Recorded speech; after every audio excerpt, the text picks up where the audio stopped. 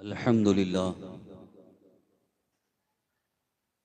अल्हम्दुलिल्लाहिल्लज़ी अब्दअल अफ़लाक वल अज़ीम वस्सलातु वस्सलामु अला मन कान नबिय्यन व आदमु बैनल माइ वत्तीन व अला आलिहि व अस्हाबिहि अत्तय्यिबीन अत्ताहिरीन अम्मा बअद फ़अऊज़ु बिल्लाहि मिनश शैतानिर रजीम बिस्मिल्लाहिर रहमानिर रहीम इन औलियाउहु इल्लल मुत्तक़ून सदक़ल्लाहु मौलानल अज़ीम व बल्लगना रसूलुहुन नबियुल अमीनुल मकीनुल करीम व नहनु अला ज़ालिका लमिनश शाहिदीन वश्शाकिरीन वल्हम्दुलिल्लाहि रब्बिल आलमीन।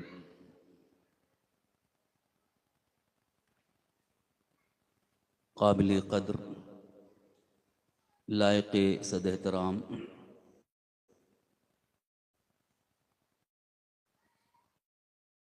हज़रत अल्लामा मौलाना अबुल हसन नूरी साहब क़िबला, हज़रत अल्लामा मौलाना मोहम्मद जावेद साहब क़िबला, दीगर हज़रात उलमाए अहले सुन्नत व हाज़रीन बज़्म बिरादरान अहले सुन्नत, अस्सलामु अलैकुम व रहमतुल्लाहि व बरकातुहू। हुसूल बरकत के लिए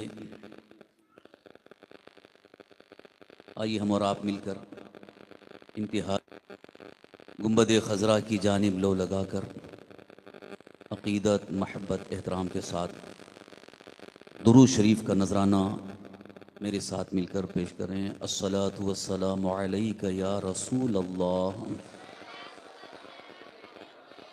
अस्सलातु वस्सलामु अलैका या नबी अल्लाह,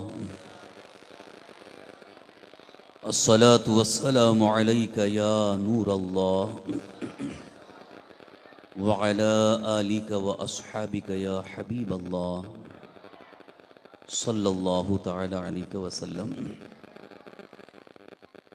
आप सबको अच्छी तरह से मालूम है कि आज की ये नूरानी इरफानी महफिल किस मकसद से सजाई गई।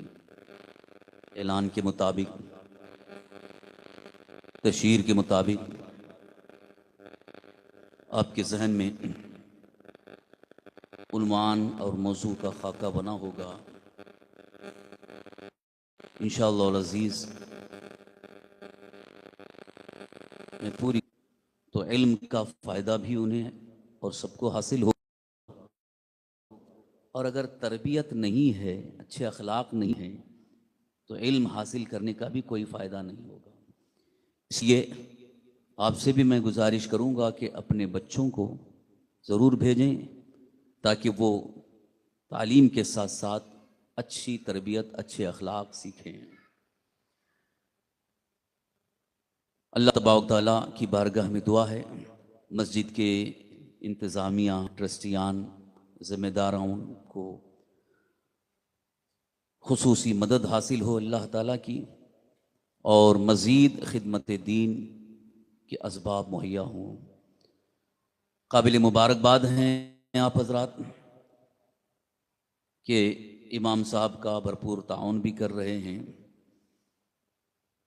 अहले मोहल्ला भी काबिल मुबारकबाद हैं कि बच्चों को भेज रहे हैं, क्योंकि वक्त की ज़रूरत यह है कि आज हमारा जो मुस्तकबिल का सबसे अहम सरमाया है वो हमारे बच्चे हैं। इन बच्चों को अगर आला तालीम याफ्ता और अच्छी तरबियत याफ्ता बना दें तो इंशाअल्लाह ये ख़ुद भी कामयाब रहेंगे और कौम का नाम बुलंद होगा और हमारा सर फ़ख्र से ऊंचा होगा। एक मरतबा फिर बारगाह रिसालत में आप सल्लल्लाहु अलैहि वसल्लम में महब्बत, अक़ीदत व एहतराम के साथ दरूद शरीफ का नजराना पेश कर लें। अल्लाहुम्मा सल्लि व सल्लिम अला सय्यिदिना मौलाना मुहम्मदिन तिब्बिल क़ुलूबि व दवाइहा व आफ़ियतिल अब्दानि व शिफ़ाइहा व नूरिल अबसारि व ज़ियाइहा व अला आलिहि व सहबिहि व सल्लिम तस्लीमन दाइमन अबदा। कुरान करीम में अल्लाह रब्बुल इज़्ज़त का ये फरमान आलीशान, जिसको आपने शायद कई बार सुना होगा, थोड़ी सी तवज्जो इस पर करें। अल्लाह ताला ने इशात फरमाया, इन औलियाउहु इल्लल मुत्तक़ून, उसके वली तो मुत्तकी ही हैं। ये एक तरह से अल्लाह के वलियों की सबसे बड़ी पहचान और उनका एक तारुफ है, इंट्रोडक्शन है। क्योंकि जब तक किसी का सही तारुफ ना हो, लोगों के दिलों में उसकी अकीदत और मोहब्बत बैठती नहीं है। किसी का तारुफ कराने का दो मकसद होता है। एक मकसद तो ये है कि लोग उसको जान जाएं, जो नहीं जानते हैं वो जान जाएं, पहचानने लगें, इसलिए इंट्रोडक्शन होता है, तारुफ होता है। और एक दूसरा मकसद ये होता है, जानते तो हैं लेकिन उनकी मोहब्बत, उनकी अकीदत, उनका एहतराम दिल में पैदा हो जाए। जैसा कि अक्सर अपने जलसों में मुकर्रिर ज़ीशान आते हैं, जबकि लोग अक्सर जानते हैं, मगर अनाउंसर साहब नाज़िम इजलास बड़े शानदार तरीके से उनका तारुफ पेश करते हैं। ये तारुफ पेश करना इसलिए भी है ताकि सुनने वालों के दिलों में उनकी अकीदत बैठ जाए, उनके दिल में एहतराम पैदा हो। क्योंकि जिसकी मोहब्बत और जिसकी अकीदत दिल में बैठ जाती है तो फिर उसकी नसीहतें बहुत जल्द असर करती हैं और लोग सुनने के लिए बेताब हो जाते हैं। इसी मकसद के लिए तारुफ पेश किया जाता है, बिला तशबीह व तमसील। यूँ तो अल्लाह के जितने वली हैं वो मोहताज तारुफ नहीं, फिर भी अल्लाह तबारक तआला ने उनका एक बड़े हसीन अंदाज में तारुफ पेश फरमाया ताकि सारे बंदे अल्लाह के वलियों को अच्छी तरह से पहचाने भी और उनकी मोहब्बत और उनकी अकीदत और उनका एहतराम दिल में बैठे। तो इसलिए अल्लाह ताला ने इरशाद फरमाया, अल्लाह के वली कौन हैं? जो मुत्तकी हैं वो अल्लाह के वली। एक सबसे अजीम पहचान ये है कि वो मोमिन जो मुत्तकी हो वो अल्लाह का वली है। कभी कभी लोग हमसे सवाल करते हैं, आज अल्लाह के वली कहाँ हैं, नजर नहीं आते, अल्लाह के वली नजर नहीं आते हैं। तो ये इसलिए ये सवाल उठता है कि लोगों ने वली को समझने के लिए मियार ये बना लिया, जो करामत दिखाए वही वली है। अरे करामत तो करतब दिखाने वाले भी दिखा दे, लेकिन वो करामत नहीं है। शोबदाबाजी, हपनाटिज्म, नजरबंद, बहुत सारी ऐसी चीजें हैं कि देख करके आप समझने लगेंगे कि वाकई अल्लाह के वली। ये वली की पहचान नहीं। वली की पहली पहचान ये है कि वो मोमिन मुत्तकी हो, मुत्तकी हो। क्योंकि अल्लाह ताला ने इरशाद फरमाया, इन औलियाउहु इल्लल मुत्तक़ून, नहीं है उसके वली मगर मुत्तकी। ये हस्र के साथ जिक्र करना, ये इस बात की ताकीद भी है कि जो मुत्तकी नहीं है वो अल्लाह का वली हो ही नहीं सकता। जो मुत्तकी नहीं है वो वली नहीं है। जो बेनमाजी है वो वली नहीं है। जो झूठ बोलता है वो वली नहीं है। जो हराम चीजों में, हराम कामों में मुब्तला है, अलानिया गुनाह करता है, वो वली नहीं हो सकता, चाहे वो कितना ही करतब दिखाता रहे। जादूगर अपने जादू से फिजा में उड़ता नजर आए तो क्या उसे वली तस्लीम किया जाएगा? नहीं, वो जादू है। लिहाजा वली होने के लिए कुरान करीम में एक सबसे अजीम मियार यह है कि वो मोमिन मुत्तकी हो। अब आइए इस बात को भी समझने की कोशिश करें कि मुत्तकी कौन है। ये भी एक कुरान करीम से समझना ज़रूरी है, क्योंकि हर कोई अपने आप को मुत्तकी कह ले ज़बान से तो क्या उसे मुत्तकी तस्लीम किया जाएगा? हरगिज़ नहीं। बल्कि मुत्तकी कौन है, इसकी एक मुख्तसर तफसीर मैं अर्ज़ कर रहा हूँ। तफसीर बैज़ावी की रोशनी में कुरान मुक़द्दस की जो तफसीर बैज़ावी, जो बड़ी मशहूर तफसीर है, मदारिस इस्लामिया में मुंतही तलबा को पढ़ाई जाती है। हुदल लिल मुत्तकीन की तफसीर में हज़रत अल्लामा इमाम काजी बैज़ावी रहमतुल्लाह अलैह ने ज़िक्र फरमाया कि मुत्तकी यानी तक़वा से बना है। मुत्तकी जिसके अंदर तक़वा की कैफियत हो वो मुत्तकी है। लेकिन तक़वा के कई मनाजिल हैं, मरातिब हैं, दरजात हैं। सबसे पहला दर्जा मुत्तकी के लिए, पहला दर्जा, पहला जीना कुफ्र और शिर्क से बच जाना। यानी जो कुफ्र और शिर्क से बच गया वो मुत्तकी है, वो तकवा के पहले दर्जे में दाखिल हो गया। इस एतबार से देखा जाए तो तकरीबन अक्सर मुसलमान मुत्तकी हैं, जो कुफ्र से बचे हैं, शिर्क से बचे हैं, बदअकीदगी गुमराहियत से बचे हैं, वो मुत्तकी हैं। अब उसके दर्जात जब शुरू होते हैं, यहाँ तक के जो फ़राइज़ हैं, वाजिबात हैं, उनको सही तरीके से अदा करे, ये तकवा का दूसरा दर्जा है। उसके पास इतना इल्म हो कि वो शरीयत मुतहरा के मसाइल को अच्छी तरह से समझ सकता हो। ये इल्म भी ज़रूरी है ताकि वो फ़राइज़ और वाजिबात को सही तरीके से अदा कर सके, और साथ ही साथ सरकार दो आलम सल्लल्लाहु अलैहि वसल्लम की सुन्नतों पर अमल पैरा हो। और फिर तकवा के दर्जात में ये है, हराम चीज़ों से बचता हो, मकरूहात से बचता हो, लायानी चीज़ों से बचता हो।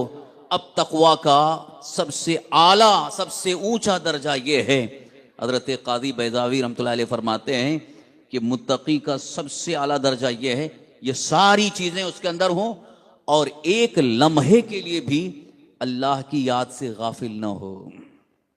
वो मुत्तकी है, वो तकवा के आला दर्जे पर फाइज है। ये औलिया अल्लाह जिनको हम अल्लाह के वली कहते हैं, वो तकवा के आला दर्जे पर फाइज होते हैं, वो मरन मर्तबे पर फाइज होते हैं।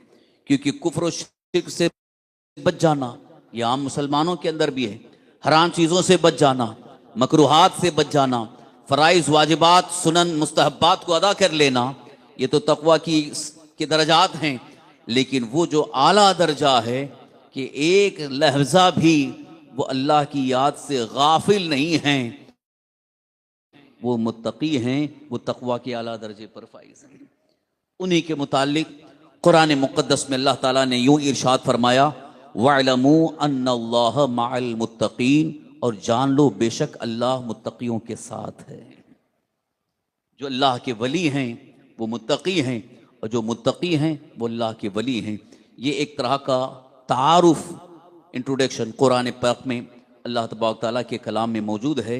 आज अगर किसी को पहचानना हो कि वली है या नहीं, तो आप उसको तकवा के म्यार पर परखें।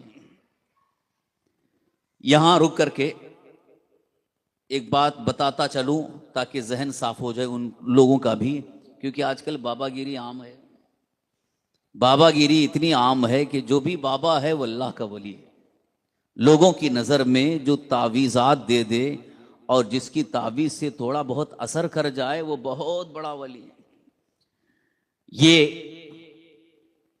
एक तरह से खिदमत खल्क के लिए हमारे बाज़ बुजुर्गान दीन ने किया था, लेकिन ये मियार नहीं है, ये भी मियार नहीं है। मियार तकवा है, परहेजगारी है। क्योंकि बहुत सारे ऐसे भी देखे गए कि झूठ बोल करके पैसा हासिल कर लेते हैं, धोखा भी दे देते हैं, जबकि तकवा के खिलाफ है। अल्लाह के वली वो हैं जो अल्लाह की रज़ा के लिए शरीयत मुस्तफ़ा पर पूरी तरह से अमल पैरा हैं, और एक काम भी उनका शरीयत मुस्तफ़ा के खिलाफ नहीं होता। ये अल्लाह के वली मियार यही है। तो हुजूर गौसे पाक शेख अब्दुल कादिर जिलानी रदियल्लाहु ताला की हयात तय्यबा और आपकी सीरत पाक का आप मुताला करें, आपको खुद पता चल जाएगा, जिसकी तर्जुमानी यूं की गई है सलाम में भी, गौसे आज़म इमाम तुक़ा वन नक़ा, गौसे आज़म इमाम तुक़ा वन नक़ा, जलवे शान कुदरत पे लाखों सलाम। हुजूर गौसे पाक रदियल्लाहु अन्हु इमाम मुत्तक़ा, मुत्तक़ियों के इमाम हैं, जिनके अंदर तकवा भरपूर है, जिनके तकवा की कैफियत का आलम यह है कि खौफ खुदा भी है, नमाजों की पाबंदी भी है, फ़राइज़ और वाजिबात सुनन और मुस्तहब्बात पर आमिल भी हैं, और अल्लाह तबारक तआला की रज़ा में ज़िंदगी ऐसी गुजर रही है। रिवायत बड़ी मशहूर है कि आपने 40 साल तक इशा के वजू से फजर की नमाज अदा फरमाई। ये आपके तकवा का आलम है।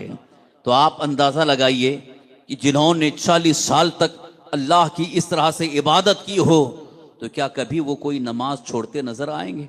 यहां पर फिर एक रुक कर के बात अर्ज करता चलूं कि आज एक नया फितना ये उठा हुआ है।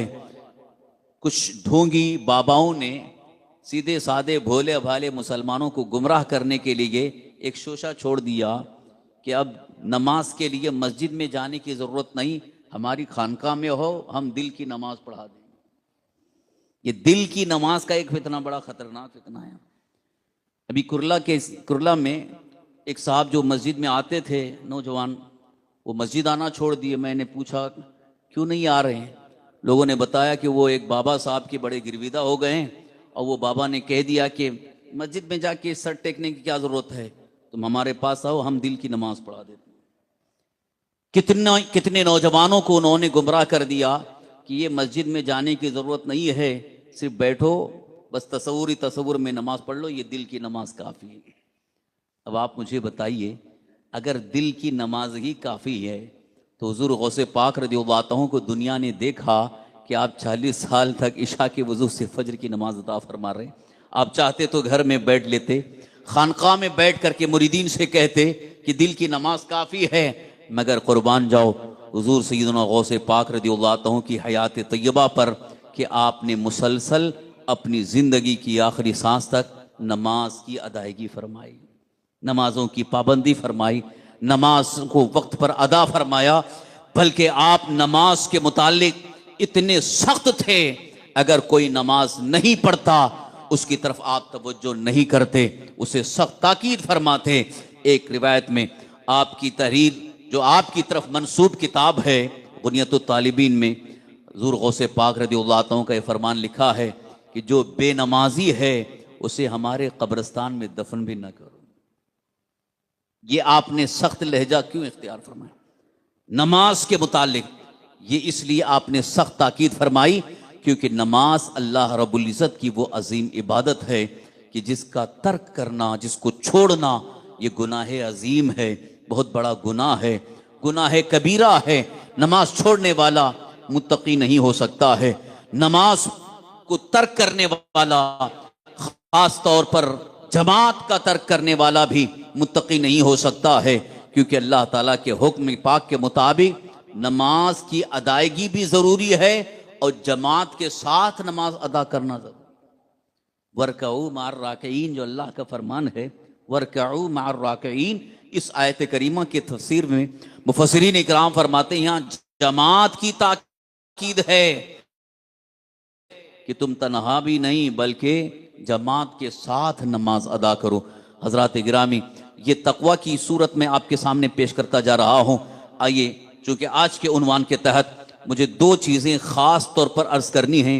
एक तो जो मौजूदा दौर का एक बड़ा ख़तरनाक फितना ये भी है, जो बदमज़हबों की तरफ से, बदअक़ीदों की तरफ से ये आया है कि अल्लाह के वलियों के तज़किरे की ख़ास महफिल क्यों मुनक़्क़द की जाती है, क्या ज़रूरत है इस महफिल की? जब देखो जश्न गौसुल वरा, जब देखो जश्न ख्वाजा गरीब नवाज, जब देखो जश्न सैयदना मखदूम अशरफ सबनानी, जश्न आला हजरत, ये क्या है? इस जश्न की क्या ज़रूरत है? इन जलसों की क्या ज़रूरत है? इन महफिलों को मुनक़्क़द करने की क्या ज़रूरत है? अल्लाह अल्लाह करो, दीन की बातें करो, बस काफ़ी है। हजरात, ये भी एक नया फितना है जो अल्लाह की मखलूक को, अल्लाह के बंदों को अल्लाह के वलियों से दूर करने की एक बहुत बड़ी साजिश है, दूर करने की एक बहुत बड़ी साजिश है। हो सकता हो जिन लोगों ने ये कहा वो अभी समझ नहीं पा रहे हैं, वो ये कोई और वो धुन में हो, हालांकि ये बहुत पुरानी साजिश यहूदियों की रही, इसलिए कि यहूदियों को मालूम है जब तक ये अल्लाह के बंदे, जब तक मुसलमान अल्लाह के वलियों से अपना ताल्लुक गहरा रखते हैं, इनका ईमान सलामत रहता है, इनका ईमान महफूज रहता है, इनके ईमान पर डाका नहीं डाला जा सकता, इनका ईमान नहीं छीना जा सकता है। और साथ ही साथ अल्लाह के वलियों से ये जब गहरा ताल्लुक रखते हैं और मोहब्बत, अकीदत, एहतराम के साथ उनकी बारगाह में पेश आते हैं, उनके नक्श कदम पर चलने की कोशिश करते हैं, उनका फैज़ मिलता है तो हर मैदान में ये कामयाब नजर आते हैं। आपको मालूम है, इसी हिंदुस्तान की सरजमीन पर महमूद गजनवी जब आए थे, सोमनाथ पर हमले की बात थी, उस वक्त दुश्मनों की तादाद ज्यादा थी, हथियार उनके पास ज्यादा थे, बहुत ही ज्यादा ताकतवर थे। महमूद गजनवी छोटी सी फौज लेकर के आ रहे थे, लेकिन जब उनको ये पता चला कि जिनके मुकाबिल में जाना है, फौज भी ज्यादा है, तादाद भी ज्यादा है, हथियार से लैस हैं और वहां ताकतवर ज्यादा हैं। हजरत महमूद गजनवी थे तो बादशाह, लेकिन वो अल्लाह वालों से बड़ी अकीदत रखते थे, बड़ा एहतराम करते थे।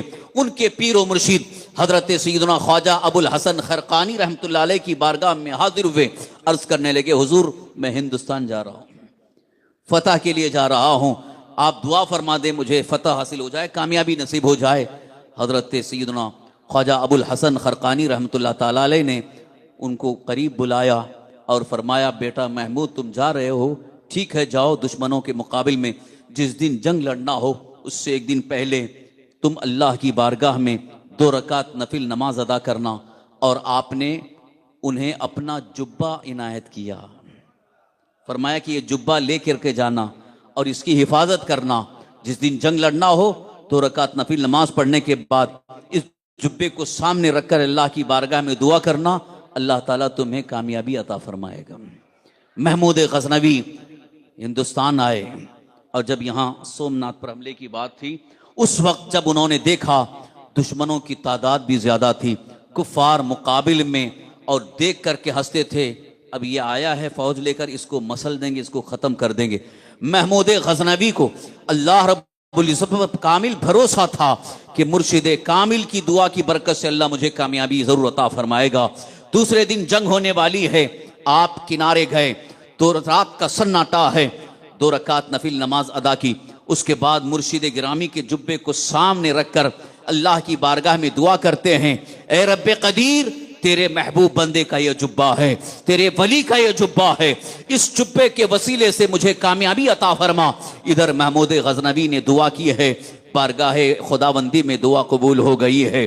फजर नमोदार हुई, फजर की नमाज अदा की गई। उसके बाद जब दुश्मनों के मुकाबिल में आए हैं, कुफार के मुकाबिल में, महमूद गजनवी की छोटी सी फौज ने उन दुश्मनों के दांत खट्टे कर दिए, उनको शिकस्त दे दिया और वो मैदान छोड़ करके भागने पर मजबूर हो गए।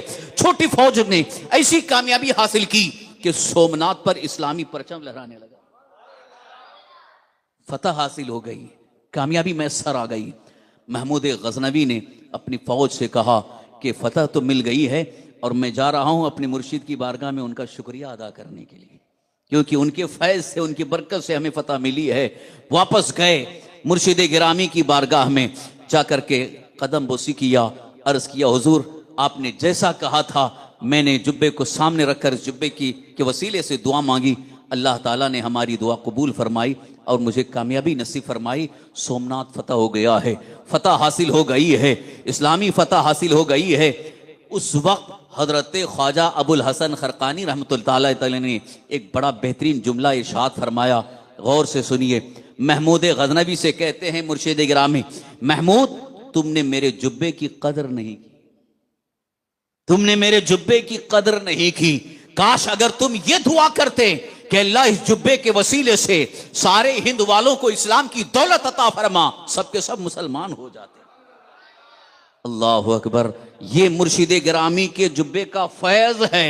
इसीलिए मैंने कहा, जब तक मुसलमान औलिया अल्लाह से अकीदत, मोहब्बत, एहतराम से गहरा ताल्लुक रखते थे, उनके फैज और उनकी बरकत से अल्लाह ने दुश्मनों पर फतह अता फरमाई है, कामयाबी नसीब फरमाई है, गलबा अता फरमाया है।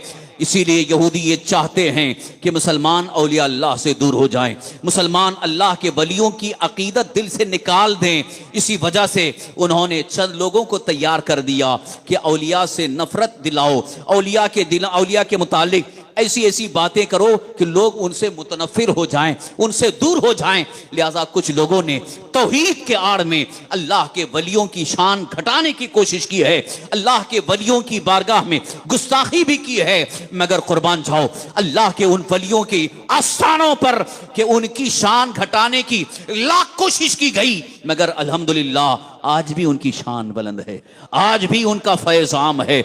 आप देख रहे हैं, यही हिंदुस्तान की सरजमीन है। सरकार सुल्तानुल हिंद अताए रसूल ख्वाजा गरीब नवाज रदियल्लाहु अन्हु हिंदुस्तान आए, जबकि आप हिंदुस्तान के नहीं थे, आए बड़ी शान के साथ आए। भगाने वाले आपको भगाने की कोशिश करते रहे, लेकिन वो सब के सब नापैद हो गए। ख्वाजा गरीब नवाज आज भी मौजूद हैं, लाखों इंसानों को फैज पहुंचा रहे हैं। बारगाह ख्वाजा गरीब नवाज रदियल्लाहु अन्हु से हजारों लाखों इंसानों को फैज मिल रहा है, बरकतें हासिल हो रही हैं, दुआएं कबूल हो रही हैं। लिहाजा मैं यही अर्ज करना चाहता हूं, औलिया अल्लाह से मोहब्बत अकीदत को खत्म करने के लिए एक फितना उठाया गया है, और एक अलग अलग नाम से वो फितने उठाए जा रहे हैं। लिहाजा मैं नाम लेना बिल्कुल गवारा नहीं कर रहा हूं, इसलिए कि मुझे वो नाम लेना भी पसंद नहीं है। इतना याद रखें कि वो जो फितना है वो अहले सुन्नतो जमात के खिलाफ जो भी तहरीक है, अहले सुन्नतो जमात के खिलाफ जो भी जमात है, उन जमातों के नजरियात अगर आप पढ़ेंगे तो वो औलिया अल्लाह से नफरत करते नजर आएंगे, औलिया अल्लाह से दूरी इख्तियार करते नजर आएंगे, लोगों को उनसे मुतनफिर करने की कोशिश करेंगे। इसीलिए अल्हम्दुलिल्लाह हमारे उलमाए अहले सुन्नत ने औलिया अल्लाह के नामों की महफिल सजाना शुरू कर दिया, उनके जलसे मुनक़द करना शुरू कर दिया, ताकि मुसलमानों के दिलों में उनकी मोहब्बत भी बैठ जाए, अकीदत भी पैदा हो जाए और उनका फैज़ भी मिलता रहे। आप जानते हो अल्लाह के वलियों के नाम की महफिल में इतनी बरकत है, महफिल में शरीक होता है वो अल्लाह की रहमत का मुस्तहिक। हदीस पाक जो बड़ी मशहूर हदीस, अल्लाह के हबीब हमारे आका के सालिहीन तंज़िलुर रहमत के नेक बंदों का जिक्र होता है, वहां अल्लाह की रहमत नाज़िल होती है। तो सालिहीन कौन है? वही औलिया अल्लाह हैं जिनका आज हम तज़किरा हैं, जिनका जिक्र जमील कर रहे हैं। हुजूर गौसे पाक रदियल्लाहु अन्हु सालिहीन में से हैं। ख्वाजा गरीब नवाज रदियल्लाहु इमाम हुसैन रदियल्लाहु अन्हु के नाम की महफिल हो रही है। 10-10 रोज़ा महफिलें, 10 रोज़ा जलसे, ये उनके नाम की महफिलें क्यों सजाई जा रही हैं? ताकि उनका फैज़ भी मिलता रहे, उनकी मोहब्बत दिलों में बैठ जाए, उनकी अकीदत भी बैठ जाए। और एक सबसे बड़ा मकसद ये है कि हमारे आने वाली नस्लों को ये पता चले कि इन औलिया अल्लाह ने इस्लाम की तबलीग व इशाअत में कितनी कुर्बानियां दी हैं, किस तरह से उन्होंने मेहनत किया है, कितना उन्होंने खून बहाया है, कितनी बड़ी कुर्बानियां उनकी हैं। लिहाजा उन्हीं कुर्बानियों को याद करके हम भी उन्हीं के नक्शे कदम पर चलते हुए अल्लाह के दीन की खिदमत कर सकेंगे। आज जरूरत है इस बात की, अल्लाह के वलियों की मोहब्बत अकीदत भी हो और साथ साथ उनके नक्शे कदम पर चलते हुए उनकी कुर्बानियों को याद करके अल्लाह के दीन की खिदमत की जाए। आप करने के लिए तैयार हैं ना? दीन की खिदमत के लिए तैयार हैं? सबको तैयार रहना है, बल्कि ये समझना चाहिए कि हमारे लिए बहुत ही बड़े शर्फ की बात है, क्योंकि अल्लाह जिससे चाहता है अपने दीन का काम ले लेता है। अल्लाह के दीन की खिदमत ये सबके बस में नहीं है, सबकी किस्मत में नहीं है। अल्लाह ताला जिसे अपना कुर्ब अता फरमाता है वो अल्लाह के दीन की खिदमत में लग जाता है। तो औलिया अल्लाह ने अपनी जिंदगी दीन की खिदमत में वक्फ कर दी, अल्लाह के दीन को सीखने और अल्लाह के दीन की खिदमत में उन्होंने वक्फ कर दी। लिहाजा आज हमें भी चाहिए अल्लाह ताला के मुक़द्दस दीन की खिदमत में अपनी ज़िंदगी को वक्फ करें, क्योंकि ज़िंदगी का कोई भरोसा नहीं। इंसान कमाते कमाते मेहनत करते करते घर फ्लैट बंगला बनाते बनाते चला जाता है, और फिर जब मौत करीब आती है, मलकुल मौत आते हैं रूह निकालने के लिए, उस वक्त उसे बड़ा अफसोस होता है, अरे मैंने तो दीन का कुछ काम ही नहीं किया। इसीलिए उस दिन अफसोस ना हो जिस दिन दुनिया छोड़ करके जाना हो। अक्सर हुआ है, बल्कि बुजुर्गान दीन फरमाते हैं कि जो अल्लाह के दीन की खिदमत से दूर रहा, जब उसकी मौत का वक्त करीब आता है तो वो फरिश्तों को हसरत से देखता रह जाता है, अफसोस करता है काश मुझे वक्त मिलता, अफसोस करता है। लेकिन उस वक्त अफसोस करने से कोई फायदा नहीं। इसलिए याद रखो मुसलमानों, अपनी जिंदगी को गनीमत शुमार करो। जितना वक्त हमें मिल रहा है, अपनी जो जायज़ ज़रूरियात हैं, नौकरी है, मजदूरी है, बिजनेस है, तालीम है, जो अपनी जायज़ ज़रूरियात हैं, उसके अलावा अगर आपको वक्त मिल रहा है, बल्कि वक्त निकाल करके अल्लाह के दीन की खिदमत में लग जाओ, अल्लाह के दीन की खिदमत में लग जाओ।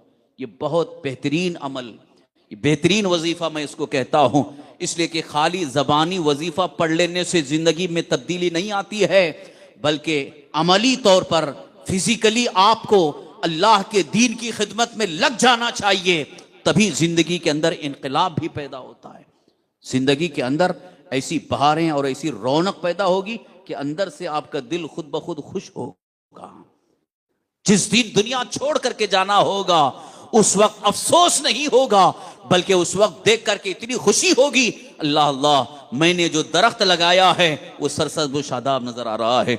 इसलिए कि जब एक किसान दरख्त लगाता है, पौधा लगाता है, और जब उसके सामने वो पौधा हरा भरा होता है तो उसे बड़ी खुशी होती है।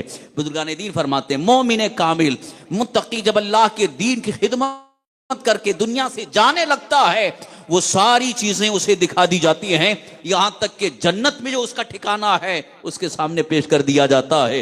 ये जो तुमने मेहनत की है इसका सिला तुम्हारे लिए तैयार है। इसीलिए तो मोमिन मुत्तकी का जब इंतकाल होता है उसके चेहरे पे मुस्कुराहट होती है, उसका चेहरा खुशी से खिल उठता है। डॉक्टर इकबाल ने भी मोमिन की एक पहचान बताई। मरने वाले हर तरह, दो तरह के हैं मरने वाले, काफिर भी मरता है, मोमिन भी मरता है, लेकिन मरने की पहचान देखिए। निशाने मर्दे मोमिन बातु गोयम, निशाने मर्दे मोमिन बातु गोयम, चू मर्ग आयत तबस्सुम बर लबे ऊस्त। ये फारसी में है। डॉक्टर इकबाल कहते हैं मोमिन की निशानी मैं तुम्हें बताता हूं, मोमिन ईमान वाले की निशानी तुम्हें बताता हूं, जब मौत आती है उसके चेहरे पे मुस्कुराहट होती है, मुस्कुराता चेहरा होता है, इतना तरोताजा होता है कि ऐसा लगता है अभी सोया हुआ है, अभी आराम कर रहा है, न चेहरे पे घबराहट है, न कोई डर है, न कोई खौफ है। और जिसको डर लाहिक होता है उसका चेहरा काला पड़ जाता है, क्योंकि जब अजाब को सामने देखता है तो डर जाता है, अरे अजाब सामने है, अब क्या होगा, अब क्या होगा। जो मोमिन मुत्तकी है उसे डर इसलिए नहीं होता कि उसने जिंदगी भर अल्लाह के लिए अपनी कुर्बानियां पेश की हैं। अजीज़ान मोहतरम, हमारी भी जिंदगी ये मुख्तसर जिंदगी है, जिंदगी का कोई भरोसा नहीं कब दुनिया से जाना होगा। इसलिए दुनिया छोड़ करके जाने से पहले अल्लाह की सरजमीन पर अल्लाह के दीन की इतनी खिदमत करो कि जब दुनिया से जाना हो तो देख करके आपको खुशी महसूस हो और इसकी बरकतें आपको मरने के बाद भी हासिल हों। अजीज़ान गिरामी, आप देखें अल्लाह के वलियों की ज़िंदगी को, उन्होंने किस तरह से ज़िंदगी गुजारी है। अजमेर शरीफ आप जाते हैं, कई हजरात जा करके भी आए होंगे, कई कई बार आपने अजमेर शरीफ का सफ़र किया होगा, बारगाह ख्वाजा गरीब नवाज रज़ियल्लाहु अन्हु में आपने हाज़िरी दी होगी। मैं आपसे पूछना चाहता हूँ, ख्वाजा गरीब नवाज रज़ियल्लाहु अन्हु का कोई महल नज़र आता है? कभी आपने देखा कि ख्वाजा गरीब नवाज का कोई महल वहां पर है? अजमेर शरीफ में दरगाह शरीफ के पास जब आप आए तो आपका महल नहीं, सुल्तानुल हिंद हैं, हिंदुस्तान के बादशाह हैं, और जब बादशाह हैं तो बादशाह का महल होना चाहिए। आज मामूली जो लीडर नेता बन जाता है तो उसका तो बंगलो इतना बड़ा होता है, आलीशान करोड़ों का बंगला, मगर जिनके कदमों में, जिनके ठोकर में दौलत है उनका कोई महल नहीं है, उनका कोई आशियाना नहीं है। लेकिन अल्लाह अकबर, मैंने जब भी हाजिरी दी है इस बात को महसूस किया है कि ख्वाजा गरीब नवाज रज़ियल्लाहु अन्हु के आस्थाने पर आपने कभी गौर नहीं किया होगा। गौर करो, एक तरफ शाहजहानी मस्जिद नजर आ रही है, एक तरफ औलिया मस्जिद नजर आ रही है, एक तरफ अकबरी मस्जिद नजर आ रही है, चार चार पांच पांच मस्जिदें। ये क्यों हैं? इसलिए कि ख्वाजा गरीब नवाज रज़ियल्लाहु अन्हु ने दुनिया में अपना घर बनाने के लिए कोशिश नहीं किया, अल्लाह के दीन की खिदमत की। अल्लाह ने उनके करीब अपने घर तामीर फरमा दिए हैं। इतने मसाजिद तामीर हैं जहां जिक्र इलाही भी हो रहा है, नमाजें हो रही हैं, सजदे अदा हो रहे हैं, उन सब का सवाब ख्वाजा गरीब नवाज को मिलता रहेगा। दीन की खिदमत करने वाला वो मरता नहीं है, वो मिटाया नहीं जाता, भूला नहीं जाता उसे, बल्कि वो याद रहता है। दुनिया सबको भूल जाती है, मगर जिन्होंने अल्लाह के दीन की बड़ी खिदमत की है दुनिया उन्हें भूल नहीं सकती, उन्हें फरामोश नहीं किया जा सकता। आप मुझे बताइए, हुजूर सैयदना गौसे पाक रज़ियल्लाहु अन्हु को विसाल फरमाए कितने साल हो गए? कितने साल हो गए? 1000 साल के करीब का अरसा गुजर रहा है, लेकिन आज तक कौम उनको भूल नहीं सकी। कोई मुसलमान ऐसा होगा जो शायद नहीं जानता हो, कोई ऐसा नहीं होगा कि जो न जानता हो। यकीनन हर बच्चा हुजूर गौसे पाक को जानता है, उनका नाम तो याद है और उनकी बारगाह में साले सवाब की महफिलें भी हैं, उनकी मोहब्बत के चर्चे हैं, बल्कि उनकी बारगाह में अकीदत और एहतराम का आलम यह है कि कितना अनपढ़ से अनपढ़ भी होगा मगर यही कहता है मैं कुछ नहीं कर सका तो कम से कम गौसे पाक की 11वीं तो जरूर कर लूंगा। हो रहा है ना? ये अकीदत, ये मोहब्बत उनकी हमारे दिलों में क्यों है? इसलिए कि उन्होंने अल्लाह की सरजमीन पर अल्लाह के दीन की खिदमत फरमाई है, दीन का बड़ा काम फरमाया है। इसीलिए अल्लाह रब्बुल इज़्ज़त की जानिब से उनको एक बड़ा अजीम खिताब मिला, मुहियुद्दीन। मुहियुद्दीन आपका बड़ा लक़ब है, बड़ा अजीम खिताब आपको मिला है। मुहियुद्दीन का मतलब दीन को जिंदा करने वाला, दीन को जिंदा करने वाला। कई मुर्दों को तो आपने जिंदा कर दिया, कई मुर्दों को आपने जिंदा किया, चील को जिंदा कर दिया, मुर्गे को जिंदा कर दिया, कब्र से मुर्दे को जिंदा कर दिया। अल्लाह तबारक तआला ने आपको ये कुव्वत और ये तसर्रुफ अता फरमाया कि सिर्फ और सिर्फ मुर्दों को ही नहीं बल्कि आपने दीन को ऐसी हयात बख्शी कि जो गौसे पाक का मुरीद हो गया वो सच्ची तौबा करके इस्लाम कबूल कर ले रहा है, दीन से करीब हो रहा है, कुफ्र से तौबा कर रहा है, शिर्क से तौबा कर रहा है, बदअकीदगी से तौबा कर रहा है। आलम ये है कि चोर आया तो कुतुब बन गया, बदकार फासिक आ गया तो वली बन गया है। ये दीन को आपने जिंदा किया, दिलों के अंदर दीन को जिंदा कर दिया है, मुर्दा दिलों को जिंदा कर दिया है।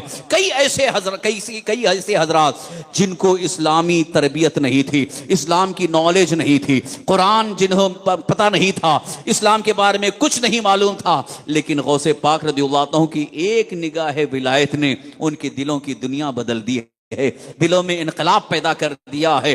डॉक्टर इकबाल ने भी गौसे पाक रज़ियल्लाहु अन्हु की इसी अदा को देख करके कहा था, निगाहे वली में वो तासीर देखी, बदलती हजारों की तकदीर देखी, बदलती हजारों की तकदीर देखी।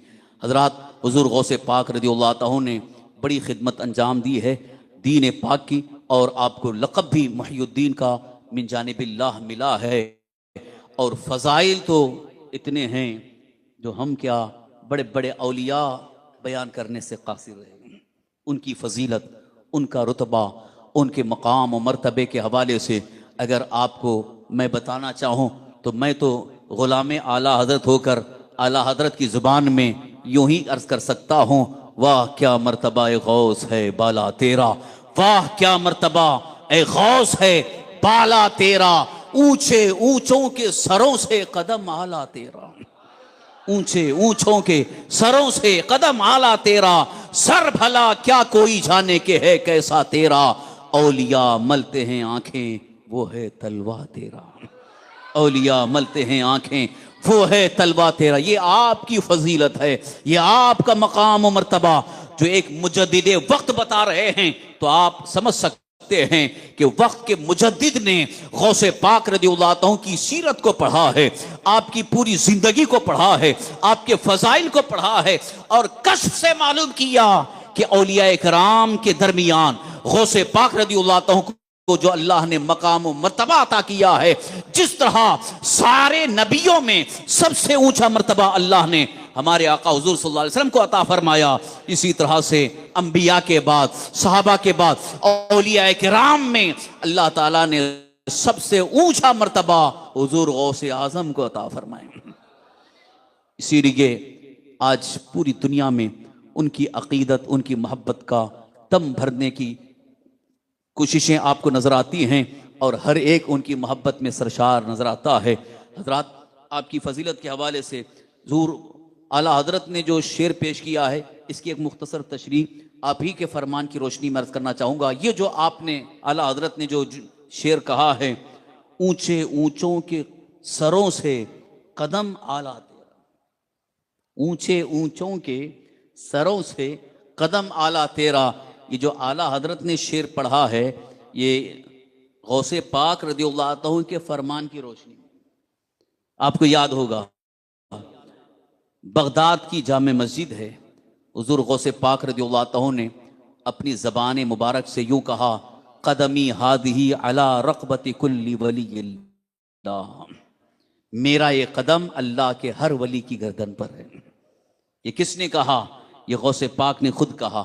और हुजूर गौसे पाक रज़ियल्लाहु ताला ने अपने ख्वाहिश से या अपनी तरफ से नहीं कहा, बल्कि ये मिन जानिबिल्लाह, अल्लाह ताला की तरफ से आपके क़ल्ब पर इल्हाम हुआ और आपने ये कहा और आपकी ज़बान से जारी हुआ।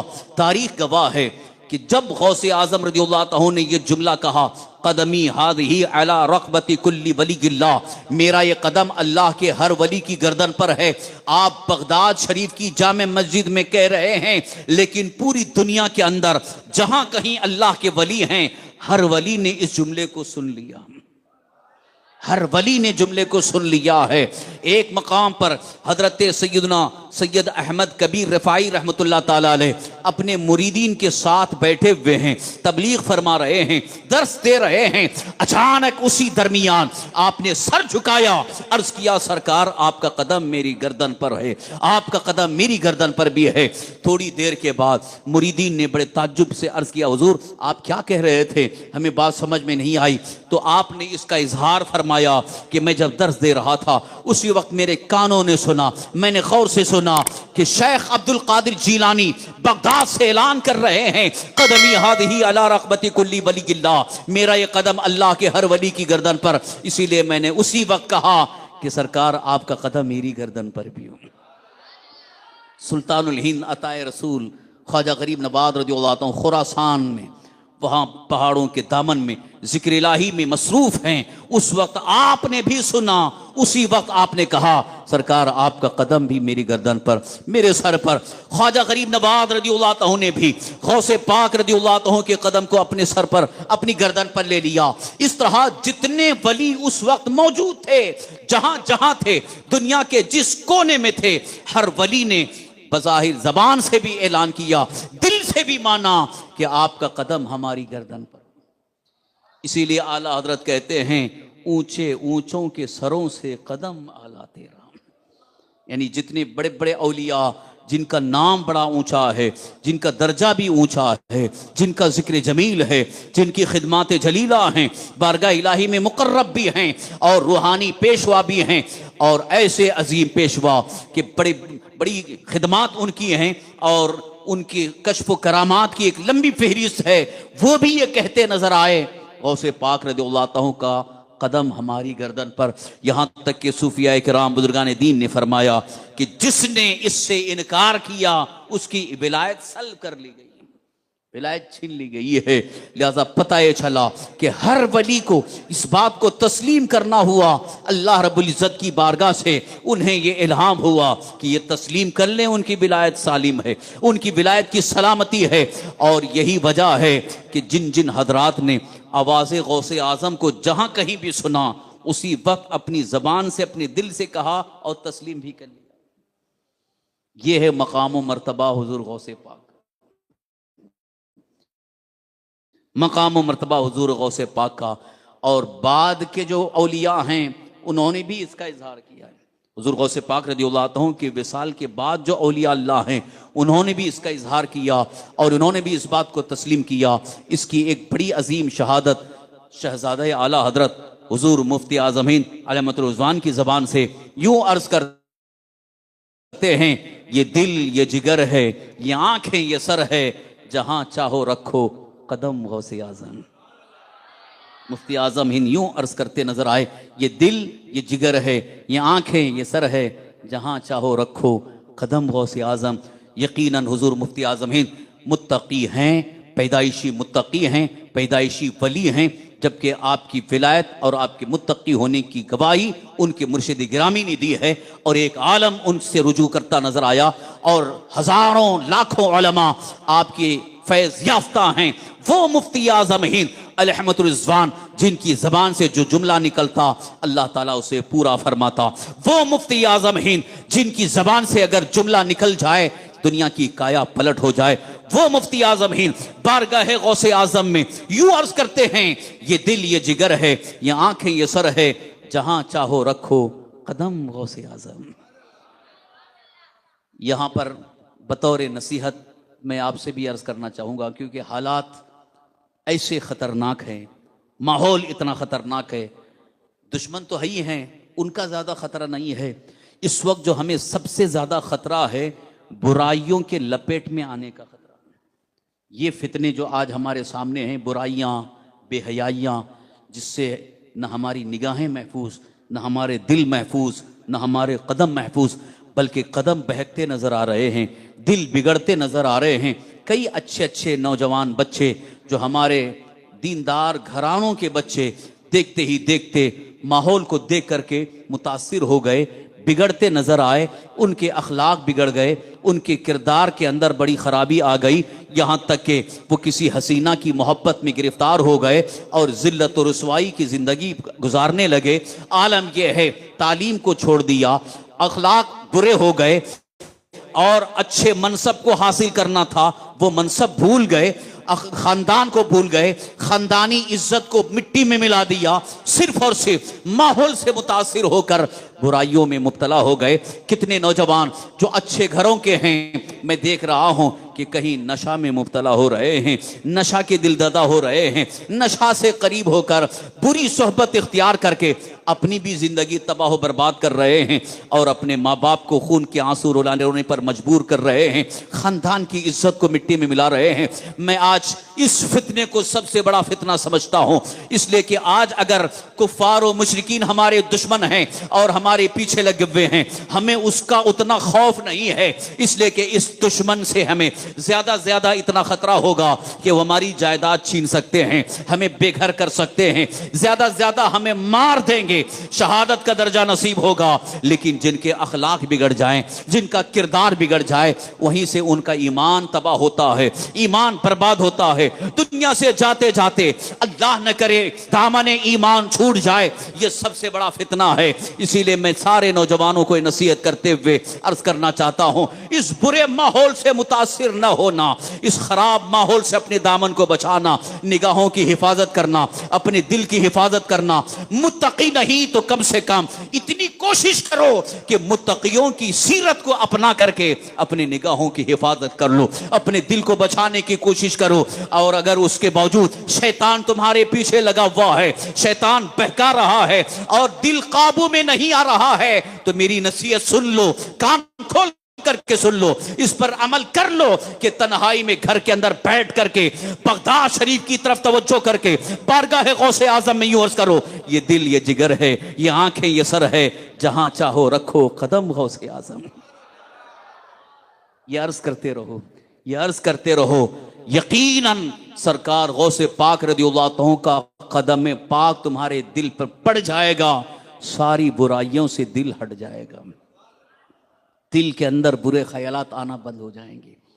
क्योंकि जिसके दिल पर कदम गौसे पाक रदियल्लाहु अन्हु पड़ जाए, वो दिल नूरानी बन जाता है, वो दिल अर्श इलाही की शक्ल इख्तियार कर लेता है। इसलिए आज के इस बुरे माहौल से बचने के लिए सरकार गौसे पाक रदियल्लाहु अन्हु से निस्बत और हुजूर गौसे पाक रदियल्लाहु अन्हु की सच्ची मोहब्बत भी हमारे लिए बेहद ज़रूरी है।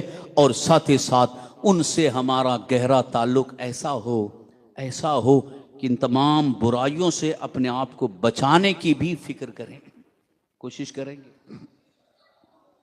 ख़ास तौर पर यह हमारा खिताब, यह हमारी तकरीर हमारे बच्चों के लिए और नौजवानों के लिए होती है, क्योंकि बूढ़े हजरात अल्हम्दुलिल्लाह अल्लाह ताला का उन पर फजल है कि वो नमाज़ों के पाबंद हैं। बल्कि मैं देखता हूँ कि मस्जिद में पहली सफ में बूढ़े हजरात ही नजर आते, नौजवान कहाँ हैं, नौजवान कहाँ रहते हैं।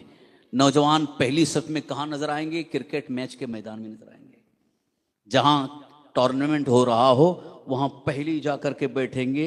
1000 रुपये 2000 रुपये का टिकट खरीदना पड़े तो खरीद लेंगे, सिनेमा घर में जाना पड़े 1000-2000 रुपये दे करके वहाँ जाएंगे, लेकिन अल्लाह के घर में आना गवारा नहीं करते हैं। कितना बड़ा अफसोस का मकाम है। और फिर कहते हैं कि हमको मारा जा रहा है, हमें जलील किया जा रहा है, हमें रुसवा किया जा रहा है, हमारा हक नहीं दिया जा रहा है। पहले अपने हालात को बदलो, हालात खुद ब खुद तुम्हारे माहौल खुद ब खुद तब्दील हो जाएगा।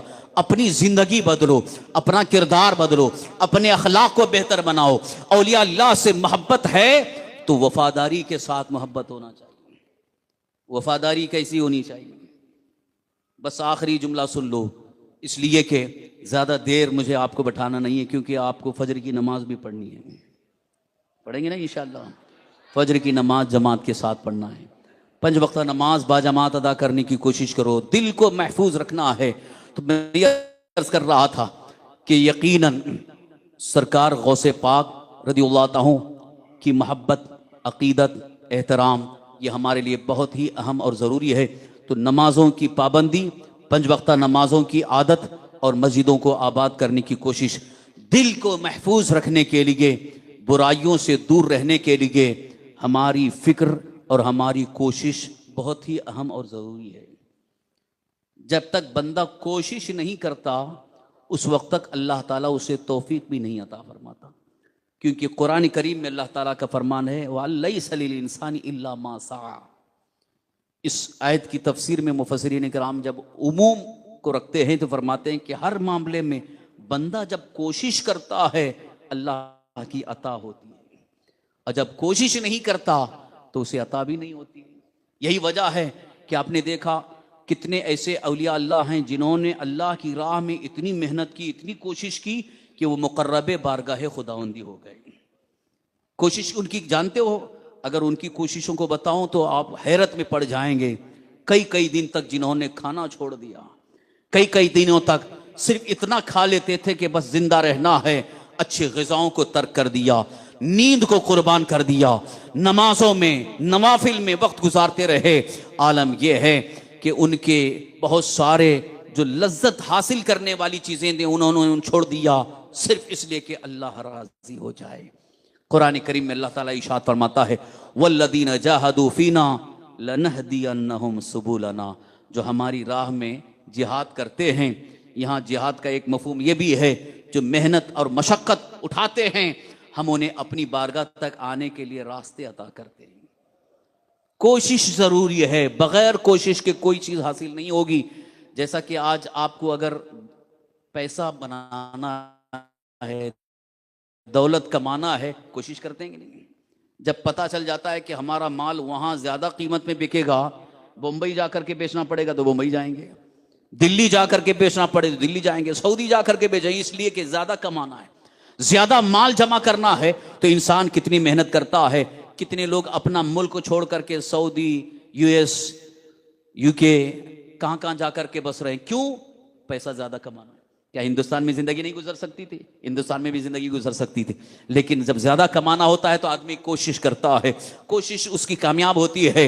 लिहाजा जो दुनिया के एतबार से अगर देखा जाए इंसान कोशिश करता है, अल्लाह ताला उसकी कोशिश के मुताबिक उसे उस पर करम भी फरमाता है, उसकी रोजी बढ़ जाती है, उसके पास दौलत के अंबार लग जाते हैं। लेकिन मुसलमानों, इस बात को याद रखो, दुनिया के लिए तुमने बहुत कोशिशें की हैं, दुनिया जमा करने के लिए बड़ी कोशिशें की हैं, खास अल्लाह के दीन के लिए भी कोशिश कर लेते, अल्लाह की रजा हासिल करने के लिए राह मौला में कुर्बानियां देते, यकीनन तुम्हारे पास ऐसा सरमाया जमा हो जाता कि फिर दुनिया से जाते वक्त कभी अफसोस नहीं होगा।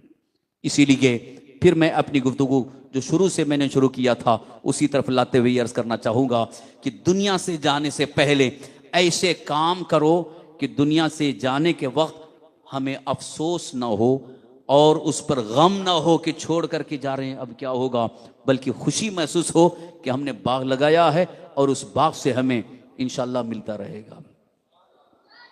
कोशिश करना हम सबकी जिम्मेदारी है।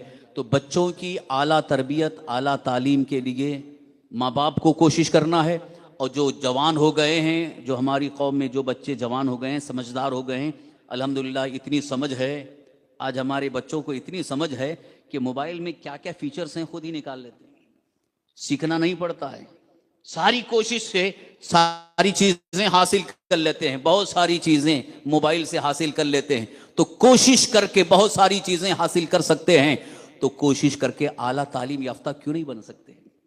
आला तालीम याफ्ता क्यों नहीं बन सकते? आला तालीम याफ्ता भी बनना है और दीनदार भी बनना है और अल्लाह के दीन की भरपूर खिदमत करनी है। कोशिश करेंगे अल्हम्दुलिल्लाह। इस मकसद के लिए आलमी तहरीक सुन्नी दावत इस्लामी के अज़ीम शान इदारे भी हैं, आप वहाँ भी आकर के तालीम हासिल कर सकते हैं, तरबियत हासिल कर सकते हैं, ताकि वहाँ आने के बाद शऊर व आगही और ज़्यादा आपको हासिल हो जाए और आपके कामों में मज़ीद आपको तरक्की हासिल हो सके, बहुत सारी राहें खुल सके। इसलिए मैं ये आपसे ये गुजारिश कर रहा हूँ, क्योंकि वक्त का तकाजा है कि अब हमारी कौम को आगे बढ़ने के लिए अपने सरमाए को मजबूत करना होगा। कौम को आगे बढ़ना है तो अपना सरमाया मजबूत करना है। सरमाया से मुराद सिर्फ दौलत नहीं है, बल्कि सबसे बड़ा सरमाया ये हमारे बच्चे हैं, ये औलाद है, बच्चे हैं, बच्चियां हैं। ये अगर तालीम याफ्ता और अच्छी तरबियत वाले होंगे, कौम मजबूत होगी, और जब कौम मजबूत होगी तो दूसरी कौमों के सामने हम सीना सपर होकर के खड़े हो सकते हैं, हर मामले में हम आगे नजर आ सकते हैं। वरना यही होगा जैसे आज के हालात खुद ब खुद हमारे सामने जाहिर हैं कि हर मैदान में हमको पीछे ढकेल दिया गया है। कहते हैं मुसलमान सबसे बैकवर्ड है, पिछड़ा है, इनको कुछ नहीं आता है, जाहिल कौम है, ये है वो है। दुनिया भर के ताने हम सुनते रहते हैं, लेकिन कुछ भी एहसास नहीं होता। आज हमें एहसास करना है।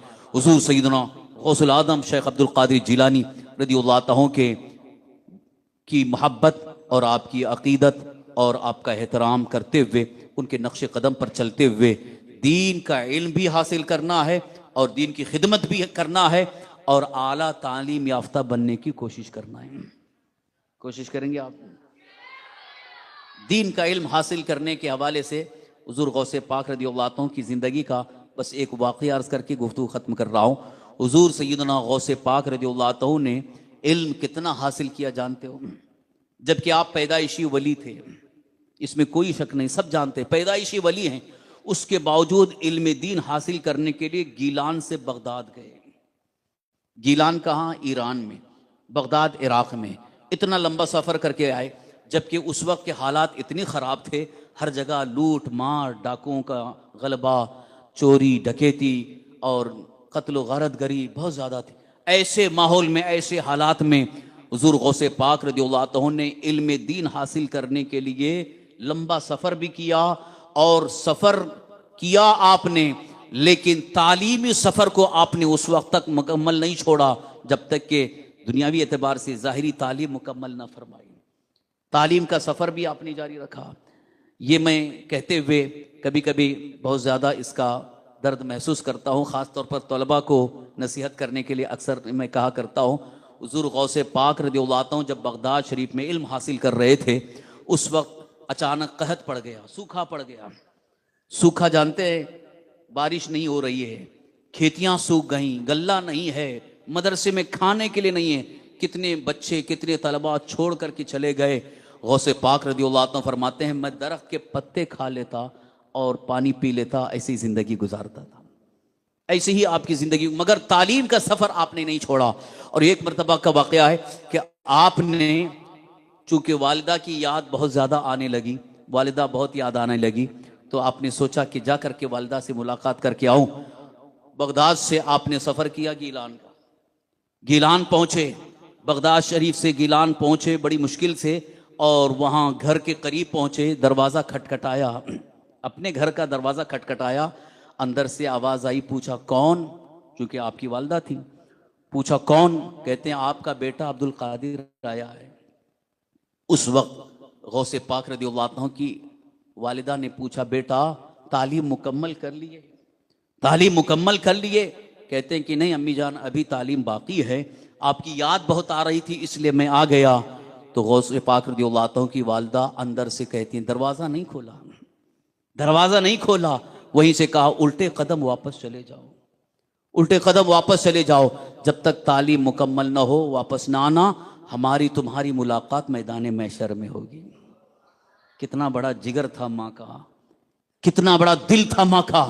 इल्म दीन के लिए अपने बच्चे को वक्फ भी कर दिया, जबकि उस वक्त उनके लिए सहारे के तौर पर उनकी बड़ी सख्त जरूरत थी, मगर माँ का दिल है, माँ का जिगर है, बेटे को अल्लाह की राह में वक्फ कर दिया और खुल करके कह रही है बेटा तालीम भी मुकम्मल कर लेना, और इशारा भी दे दिया तुम्हारी हमारी मुलाकात मैदान महशर में होगी। इसलिए कि गौसे पाक रज़ियल्लाहु अन्हु की वालिदा को इस बात का इल्म था कि जब तक मेरे बेटे की तालीम मुकम्मल नहीं होगी उससे पहले ही मुझे दुनिया से रुखसत करना होगा। अजीज़ान गिरामी, यहीं से मैं अर्ज करना चाहता हूं, जिनकी हम बड़ी धूमधाम से 11वीं शरीफ मनाते हैं, जिनकी बारगाह में हम नजर अकीदत पेश करते हैं, मोहब्बत से उनका जिक्र जमील करते हैं, उनकी शान तो यह है इल्म दीन हासिल करने का इतना शौक है कि हालात को आपने नहीं देखा, माहौल को नहीं देखा। माँ ने जैसे ही कहा बेटा उल्टे कदम वापस चले जाओ, आपने जिद नहीं किया बल्कि उल्टे कदम वापस चले गए, बगदाद गए, इल्म दीन हासिल करते रहे, हासिल करते रहे, इतना इल्म हासिल किया कि कसीदे गौसिया में फरमाते हैं दरस्तुल इल्म हत्ता सिरतु कुतबा व निलतु सादा मिन मौलल मवादी, मैंने इल्म इतना हासिल कर लिया कि कुतुब बन गया और अल्लाह की बारगाह से मुझे बुलंद मकामात हासिल हुए। ये हुजूर गौसे पाक रज़ियल्लाहु अन्हु की अजीम शान है। मैं फिर आपको ये नसीहत करते हुए करना चाहूँगा, उनके नक्शे कदम पर चलते हुए, उनकी सीरत को अपनाते हुए दीन का इल्म भी हासिल करें और बुराइयों से, गुनाहों से अपने दामन को बचाने की कोशिश करें, ख़ास तौर पर दिल की हिफाजत की तरफ तवज्जो करें और साथ ही साथ अल्लाह के दीन की खिदमत में मुसलसल आप लगे रहें। इंशाअल्लाह खिदमत दीन की बरकत से दिलों की हिफाजत भी होगी और आपकी ज़िंदगी में एक अच्छा इनकलाब भी पैदा होगा। हुज़ूर गौसे पाक रज़ियल्लाहु अन्हु की बारगाह में आला हज़रत ने जिस तरीके से अर्ज़ किया है, मैं भी उसी तरीके से अर्ज़ करके आपको भी पैगाम दे करके रुखसत होता हूँ। तुझसे दर, दर से सग, सग से है मुझको निस्बत, तुझसे दर, दर से सग, सग से है मुझको निस्बत, मेरी गर्दन में भी है दूर का डोरा तेरा। इस निशानी के जो सग हैं नहीं मारे जाते, इस निशानी के जो सग हैं नहीं मारे जाते, हश्र तक मेरे गले में रहे पट्टा तेरा। वाह क्या मर्तबाए गौस है बाला तेरा, ऊंचे ऊंचों के सरों से कदम आला तेरा, सर भला क्या कोई जाने के है कैसा तेरा, औलिया मलते हैं आंखें वो है तलवा तेरा। अल्लाह रब्बुल इज़्ज़त की बारगाह में दुआ है, अल्लाह रब्बुल इज़्ज़त हम सबको सरकार सैयदना गौसे पाक रज़ियल्लाहु अन्हु के नक्श कदम पर चलने की तौफीक अता फरमाए। उन्हीं के फैज़ और उन्हीं की बरकत से हमें खिदमत दीन की तौफीक अता फरमाए और हमारी दुनिया और हमारी आखिरत दोनों को बेहतर बनाए। आमीन बिजाहिन नबील अमीन अलैहिस्सलातु व तस्लीम वमा अलैना इल्लल बलागुल मुबीन।